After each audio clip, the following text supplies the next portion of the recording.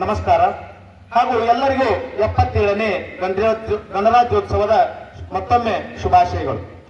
ನಾವು ಗಣರಾಜ್ಯೋತ್ಸವವನ್ನ ಯಾಕೆ ಆಚರಣೆ ಮಾಡ್ತೀವಿ ಅಂತಂದ್ರೆ, ನಾವು ನಮ್ಮ ಸಂವಿಧಾನವನ್ನ ಇವತ್ತಿನ ದಿವಸ ಏನಪ್ಪಾ ಅಂದ್ರೆ ಜಾರಿಗೊಳಿಸಿದ್ದು. ಅದಕ್ಕಾಗಿ ಏನ್ ಮಾಡ್ತೀವಪ್ಪ ಅಂದ್ರೆ ನಾವು ಗಣರಾಜ್ಯೋತ್ಸವವನ್ನ ಆಚರಣೆ ಮಾಡ್ತೀವಿ. ಈ ಒಂದು ಸಂವಿಧಾನವನ್ನ ನವೆಂಬರ್ 26, 1949 ಅಂಗೀಕರಿಸಿ ಅದನ್ನ ಜನವರಿ 26, 1950 ಏನ್ ಮಾಡಿದ್ವಿಪ್ಪ ಅಂದ್ರೆ ಅಂಗೀಕರಿಸಿದ್ವಿ, ಜಾರಿಗೊಳಿಸಿದ್ವಿ. ಅಂದಿಂದ ನಾವು ಏನ್ ಮಾಡ್ತೀವಪ್ಪ ಅಂದ್ರೆ ಪ್ರತಿ ವರ್ಷ ಗಣರಾಜ್ಯೋತ್ಸವವನ್ನ ಆಚರಣೆ ಮಾಡ್ತೇವೆ. ನಮ್ಗೆಲ್ಲ ಗೊತ್ತು, ನಮ್ಮ ಈ ಒಂದು ಭಾರತ ದೇಶದ ಇತಿಹಾಸವನ್ನ ನೋಡಿದ್ರೆ ನಮ್ಗೆ 1947 ಆಗಸ್ಟ್ 15ರಿಂದ ಸ್ವಾತಂತ್ರ್ಯ ಸಿಕ್ತು. ಸ್ವಾತಂತ್ರ್ಯ ಸಿಕ್ತು ಯಾವ ಸಮಸ್ಯೆಗಳು ಇರಲಿಲ್ಲ ಅಂತಕ್ಕಂಥದ್ದಲ್ಲ, ಹಲವಾರು ಸಮಸ್ಯೆಗಳು ದೇಶದಲ್ಲಿದ್ದು. ಉದಾಹರಣೆಗೆ ನಿರಾಶ್ರಿತರ ಸಮಸ್ಯೆ. ಲಕ್ಷಾಂತರ ಜನ ಪಾಕಿಸ್ತಾನದಿಂದ ತಮ್ಮ ಮನೆಗಳನ್ನ ಬಿಟ್ಟು ನಮ್ಮ ದೇಶಕ್ಕೆ ವಾಪಸ್ ಬಂದ್ರು. ಯಾಕಂದ್ರೆ ಆ 1947 ಕಾಯ್ದೆ ಏನ್ ಹೇಳ್ತಿತ್ತು ಅಂದ್ರೆ, ಮುಸ್ಲಿಮರಿಗೆ ಪ್ರತ್ಯೇಕ ರಾಷ್ಟ್ರ ಪಾಕಿಸ್ತಾನ ನಿರ್ಮಾಣ ಮಾಡಿದೆ, ಅಲ್ಲಿಂದ ಎಲ್ಲಾ ಭಾರತೀಯರು ಭಾರತಕ್ಕೆ ಹೋಗಬೇಕು, ಇಸ್ಲಾಂ ಧರ್ಮೀಯರು ಮಾತ್ರ ಅಲ್ಲಿರಬೇಕು ಅಂತಕ್ಕಂಥದ್ದು, ಇಲ್ಲಿಯವರು ಅಲ್ಲಿ ಹೋಗ್ಬೋದು, ಅಲ್ಲಿಯವರು ಇಲ್ಲಿ ಹೋಗ್ಬೋದು ಅಂತಕ್ಕಂಥ ಸ್ವಾತಂತ್ರ್ಯವನ್ನ ನೀಡಿದ್ರು. ಆ ಒಂದು ನಿರಾಶ್ರಿತ ಒಂದು ಸಮಸ್ಯೆಯನ್ನ ಭಾರತ ಸರ್ಕಾರ ಅದನ್ನ ಯಶಸ್ವಿಯಾಗಿ ಪರಿಹರಿಸಿತು ಅಂತಕ್ಕಂಥದ್ದು. ಅದೇ ರೀತಿ ಸ್ವಾತಂತ್ರ್ಯ ಬಂದಾಗ 552 ಸಂಸ್ಥಾನಗಳು ದೇಶದಲ್ಲಿತ್ತು. ಆ 552 ಸಂಸ್ಥಾನಗಳನ್ನ ಸರ್ದಾರ್ ವಲ್ಲಭಭಾಯಿ ಪಟೇಲ್ರು ಭಾರತದ ಒಕ್ಕೂಟಕ್ಕೆ ಸೇರಿಸಿದ್ರು ಅಂತಕ್ಕಂಥದ್ದು ಅದು ಗಂಭೀರ ಸವಾಲಾಗಿತ್ತು. ಅದನ್ನು ಕೂಡ ಸಮಸ್ಯೆ ಬಗೆಹರಿತು.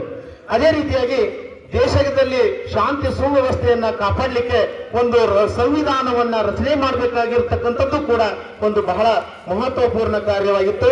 ಆ ಒಂದು ಕಾರ್ಯವನ್ನ ನಮ್ಮ ಸಂವಿಧಾನ ತಜ್ಞರು ಬಹಳ ಉತ್ತಮವಾಗಿ ನಿರ್ವಹಿಸಿ ಪ್ರಪಂಚದಲ್ಲೇ ಎಲ್ಲಿ ಇಲ್ಲವೇ ಇರ್ತಕ್ಕಂಥ ಒಂದು ಉತ್ತಮವಾದಂತಹ ಸಂವಿಧಾನವನ್ನ ನಮಗೆ ನೀಡಿದ್ರು ಅಂತಕ್ಕಂಥದ್ದು ನಮ್ಮೆಲ್ಲರ ಹೆಮ್ಮೆಯ ವಿಚಾರವಾಗಿದೆ.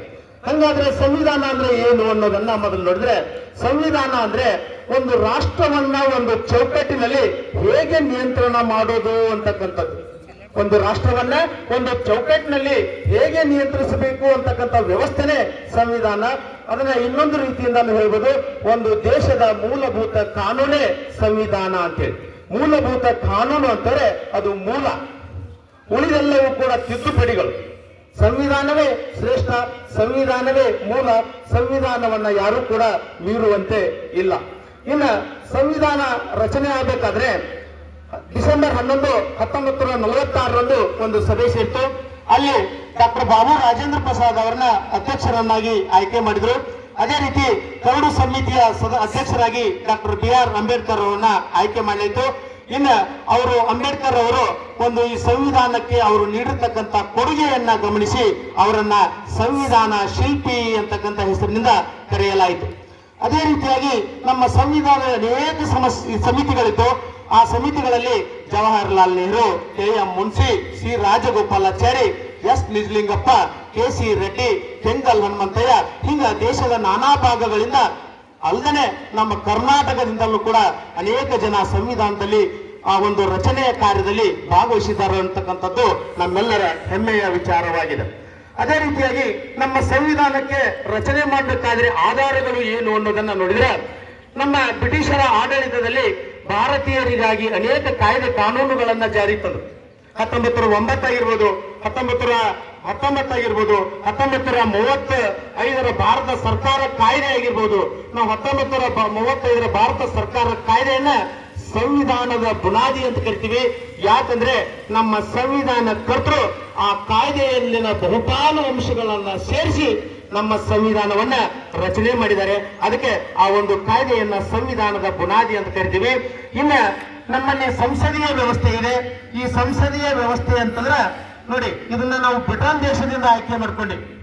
ನಮ್ಮ ಸಂವಿಧಾನ ಕರ್ತರು ಬ್ರಿಟನ್ಗೆ ಹೋಗಿ ಅಲ್ಲಿ ಸಂವಿಧಾನವನ್ನ ಅಧ್ಯಯನ ಮಾಡಿ ಅದನ್ನ ನಮ್ಮ ದೇಶದಲ್ಲಿ ಅಳವಡಿಸಿಕೊಂಡ್ರು.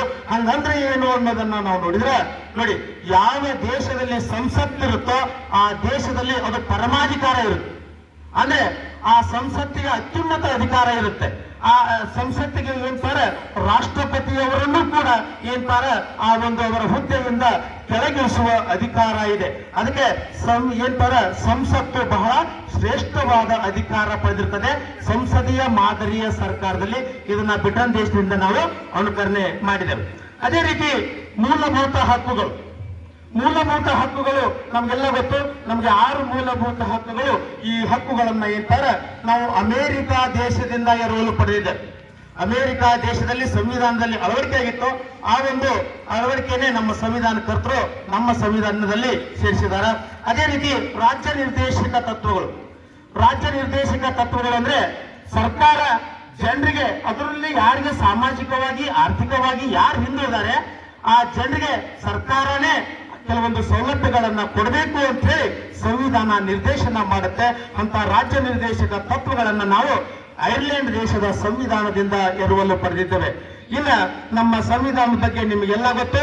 ನಮ್ಮ ಸಂವಿಧಾನ ಪ್ರಪಂಚದಲ್ಲೇ ದೊಡ್ಡ ಸಂವಿಧಾನ. ಯಾಕಂದ್ರೆ ನಮ್ಮ ಸಂವಿಧಾನದಲ್ಲಿ 25 ಭಾಗಗಳು, 12 ಅನುಸೂಚಿಗಳು, 450 ವಿಧಿ ಅಥವಾ ಕಲಮುಗಳಿದ್ದಾವೆ. ಇಷ್ಟು ದೊಡ್ಡ ಸಂವಿಧಾನ ಬೇರೆ ಯಾವ ದೇಶದಲ್ಲಿಯೂ ಕೂಡ ಇಲ್ಲ. ಅದಕ್ಕೆ ನಮ್ಮ ದೇಶದ ಸಂವಿಧಾನ ದೊಡ್ಡದು ಅಂತಕ್ಕಂಥದ್ದು.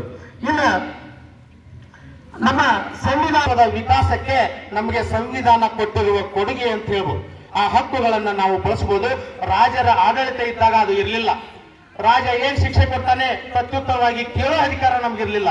ಆದ್ರೆ ಸಂವಿಧಾನ ಅದನ್ನ ಕೇಳೋ ಅಧಿಕಾರವನ್ನ ನಮ್ಗೆ ನೀಡಿದೆ. ಅದು ಹಕ್ಕುಗಳು. ಇನ್ನ ಹಕ್ಕುಗಳನ್ನು ಕೊಟ್ಟಿರ್ತಕ್ಕಂಥ ಸಂವಿಧಾನ ನಮ್ಮ ಕರ್ತವ್ಯಗಳನ್ನು ಕೂಡ ಕೊಟ್ಟಿದೆ. ಕರ್ತವ್ಯ ಅಂತಂದ್ರೆ ಪ್ರತಿಯೊಬ್ಬ ಪ್ರಜೆ ದೇಶಕ್ಕಾಗಿ ಏನ್ ಮಾಡ್ಬೇಕು ಅನ್ನೋದೇ ಏನಪ್ಪಾ ಅಂದ್ರೆ ಕರ್ತವ್ಯ.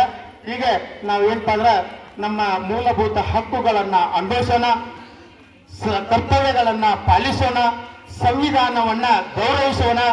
ಸಂವಿಧಾನವೇ ಶ್ರೇಷ್ಠ ಅನ್ನೋದನ್ನ ನಾವೆಲ್ಲರೂ ಕೂಡ ಕಂಡುಕೊಳ್ಳೋಣ.